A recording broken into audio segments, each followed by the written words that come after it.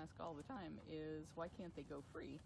And the reason is because if they were born in a cage, they can never be set free. But today we had a very happy day with some cats who are going to go free one day.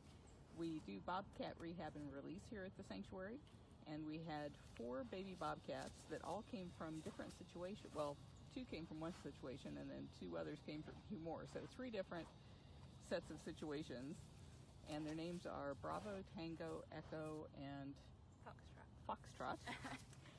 One was very big, one was very little, and 2 were right in the middle. And so, no, it's not freezing on me. I just got a text saying it was frozen. Are you guys seeing frozen?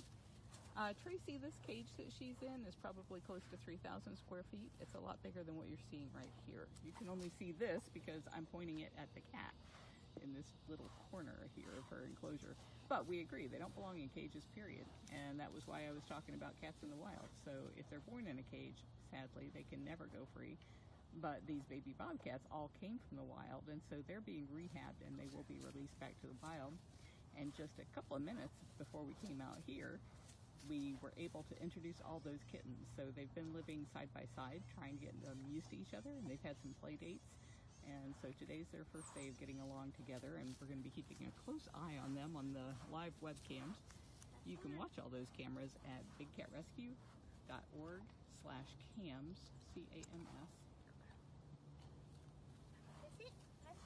And is the rest for Sundari? Yeah, saved her a couple pieces. Sundari's gonna get some chow There's too. some pieces. She wanted to go first. She was not happy. She doesn't like to have to wait for her food. We don't get Howdy Leopard here. I think the food will probably overcome that. Come on, let's go. Come here, sweet girl. Did you guys see that big butterfly that just went by? That was beautiful. Ready? I'll let you pass.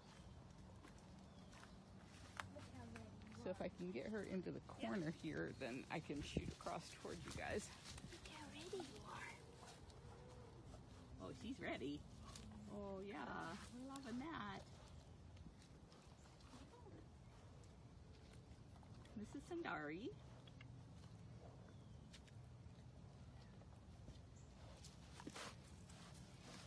Lauren is our director of, what do we call you? Director of Conservation? I'm now the Conservation Projects Director. There we go. And so she's always working on projects that we fund to save these cats in the wild. So can you tell some people some facts about leopards? Yeah, there's a couple different projects that we've helped with, and actually one of my favorites is one that's headed by Panthera. There's a lot of cultures down in South Africa that actually use leopard in their religious ceremonies, and so there's a lot of leopards that get killed for people to wear, essentially. And one of the things that Panthera's done is they've actually created faux leopard skins that can be used for these capes instead, and the capes cost about $33 to produce. And since they've initiated that project, so many less leopards have lost their lives for religious clothing. I love that. And they were actually working with the different tribes to basically say to them, you know, these are a great alternative. It also helps the animals. So it raised awareness and kind of conservation within the local communities, which when it comes to conservation is really important, because if you don't have the locals on board, then you can do as much as you want, but they'll still go out and kill the animals. So that was a lot of fun to find and kind of read about and learn about. Hey, pretty girl. And then somebody was asking me how you resist petting her. Do you see the grumbling happen? So Maybe that was before she hissed at the camera. Yeah, she is actually my favourite cat here, and I spend a lot of time with her, but yeah, you get that.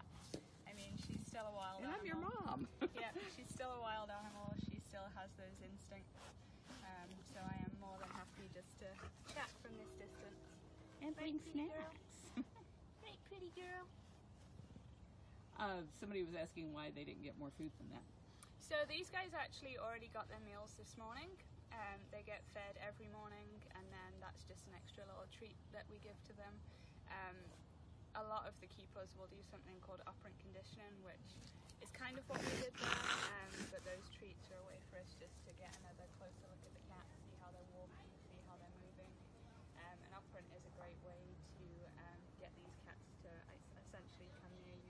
rescue. When it comes to veterinary care, it's really important because it means that the vets can get a closer look at the cats without having to sedate them.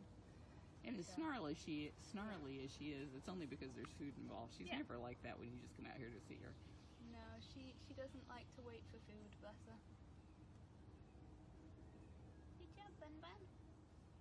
But yeah, you can see she's chilled out now that she knows there's no more. All right. Well, thank you, everybody. Thank you, Lauren. Thank you. Bye, guys.